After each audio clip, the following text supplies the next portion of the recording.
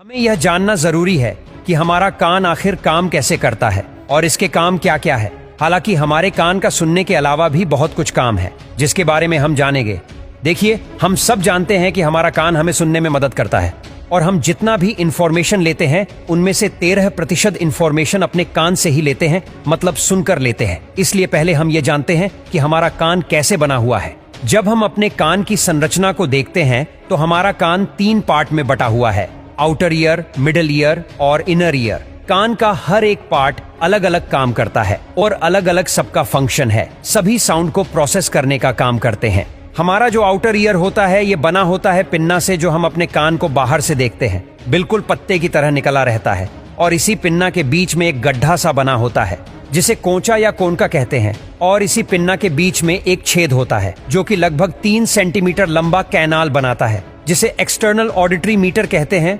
देखिए, पिन्ना का काम क्या होता है। ये पिन्ना मूव नहीं कर सकता जैसे बाकी एनिमल्स अपने कान को हिला सकते हैं। मनुष्यों में ये स्थिर रहता है और इसका काम ये होता है कि ये हमारे सराउंडिंग में जो भी आवाज आती है, आवाज का मतलब जो भी एयर प्रेशर में वेरिएशन होता है उसे वातावरण से कैप्चर करके ये साउंड वेव को एक्सटर्नल ऑडिटरी मीटर्स में ट्रांसमिट कर देता है। उसके बाद जैसे ये साउंड की एनर्जी बिल्कुल फोकसिंग के साथ एक्सटर्नल ऑडिटरी मीटर्स में प्रवेश करती है, यह हमारे ऑडिटरी कैनाल के एंड पर मौजूद ईयर ड्रम, जिसे टिम्पैनिक मेम्ब्रेन भी कहते हैं, वहां पर जाकर टकराती है। जब sound wave external auditory meatus में आती है तो यह कैनाल साउंड को थोड़ा एम्पलीफायर कर देता है। इस ईयर ड्रम के दूसरी ओर हमारे कान का मिडिल ईयर स्टार्ट हो जाता है, जो 3 छोटी छोटी हड्डियों से मिलकर बना हुआ होता है और इसमें एक ट्यूब होता है जो नीचे की ओर जाता है। ये 3 छोटी छोटी हड्डियां हैं, ये हमारे शरीर में पाए जाने वाली सबसे छोटी हड्डियां होती है।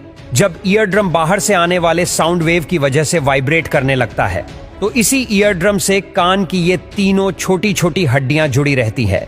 देखिए, हमारे कान के मिडिल ईयर से एक और ट्यूब नीचे की ओर निकलती है जिसे यूस्टेशियन ट्यूब कहते हैं। ये हमारे नाक से जुड़ी रहती है। जब भी हम सांस लेते हैं तो नाक के अंदर एक छोटा सा छेद रहता है जो यूस्टेशियन ट्यूब के थ्रू हमारे कान से जुड़ा रहता है, और जब भी हम सांस लेते हैं तो एयर यूस्टेशियन ट्यूब के थ्रू मिडिल ईयर में आकर यहाँ पर ईयर ड्रम पर अंदर की ओर से प्रेशर लगाती है। मतलब ईयर ड्रम पर बाहर से और अंदर से दोनों ही तरफ से प्रेशर लगता रहता है, तभी ये वाइब्रेट करता है और हम साउंड को प्रोसेस कर पाते हैं। मिडिल ईयर में पाए जाने वाला स्टेपीज हड्डी हमारे इनर ईयर से आकर जुड़ा रहता है। हमारा इनर ईयर भी 2 भाग में बंटा रहता है। एक होता है कोक्लिया, जो इसके पीछे इससे जुड़ा हुआ होता है। हमारा वेस्टिबुलर सिस्टम, जो हमारे शरीर को बैलेंस बनाए रखने में मदद करता है।